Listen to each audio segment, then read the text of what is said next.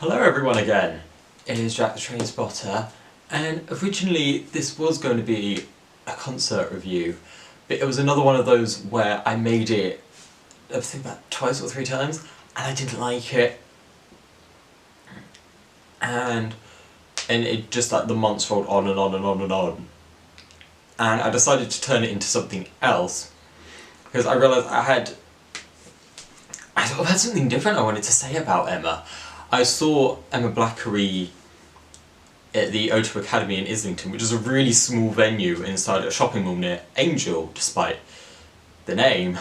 Since this was the fourth time I've seen Emma, and also I've been following her music since she released her, properly commercially released her first EP 10 years ago called The Promise, I wanted to make it about sort of like following an artist from not from start to finish, but from the start, because Emma's definitely not finished. She's currently making a third album. But I wanted to make this video about sort of my changing feelings in seeing her, because she's gone through a lot of change as an artist, but stayed recognisable.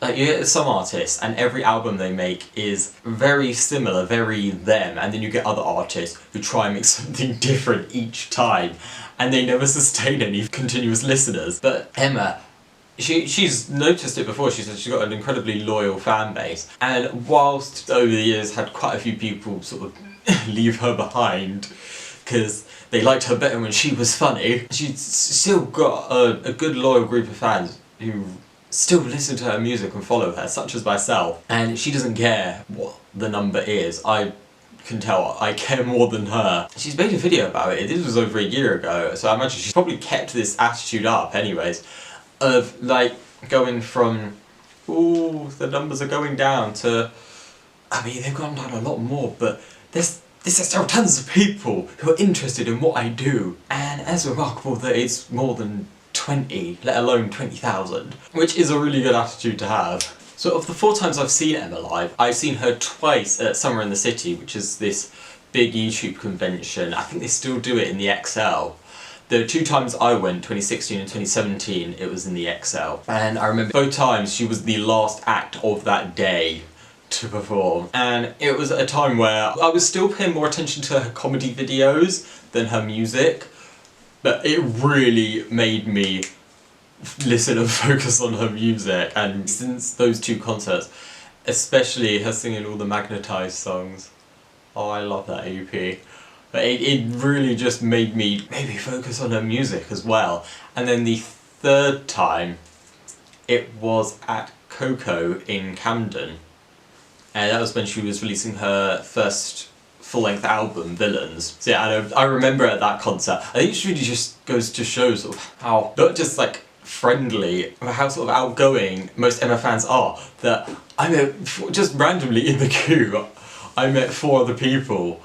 We all met because we all asked each other, like, is this the Emma Blackery queue? And then we just started chatting. We just started chatting for the whole concert. We made a Snapchat group, and we haven't seen each other since. And Jaden was meant to join me for the 4th time I went to see Emma, but he got COVID, so couldn't really for health reasons.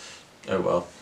But yeah, we had this group chat, and from time to time we still chat with each other on Snapchat. It really shows you shouldn't be scared to go to a concert by yourself. If you make the effort, or you're lucky enough that someone else makes the effort, you maybe not make a long-term friend, but you just meet people and chat in the audience.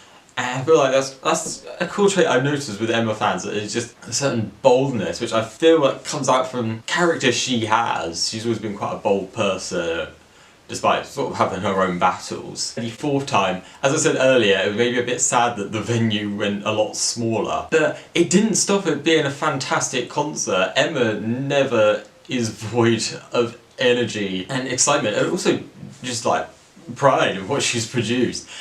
And I remember the support act that time is a girl called Bronnie, who I think she said she's like been working with Emma for quite a few years. And she was also really excitable. She was awesome. She stayed behind after the concert was over, and we got to meet her. I spent quite a while chatting with her. She was the main one to point out, you should get a phone case, because my old phone got very smashed up. on a concrete well because I didn't have a phone case and it died and I lost all the pictures I had of a cycling weekend. But now I dropped my phone and it's fine because Ronnie told me I needed to get a phone case and I actually listened. I'm good at taking advice, I'm not the best at spending money. But anyway, thanks Ronnie for the advice and staying behind to meet us all. That was so cool. Emma as herself. Her new album, Girl in a Box, it's not so new anymore. I remember her describing it as sort of, not so much a redoing, but sort of like a refreshing of Villains. And I can tell that there are similarities between some of the songs on Villains and Girl in a Box. But it's sort of the typical progression with Emma. She started off with the kind of teen punk music, then it got a bit more mainstream with Sucks to Be You, even though Sucks to Be You is still a very Emma song, and it's a fucking awesome song. But then Magnetized, she had a more mellow approach, and then with Villains it became more commercialised to the point where it actually had commercial success. And then Girl in a Box, it seems to just be the balance of wanting to do her own thing and still looking around to see what other people make and getting influence from that. I wouldn't say it's so much of an Emma album, it's definitely got her mark on it, but I feel like it's sort of like a mellow punk rock sort of style album.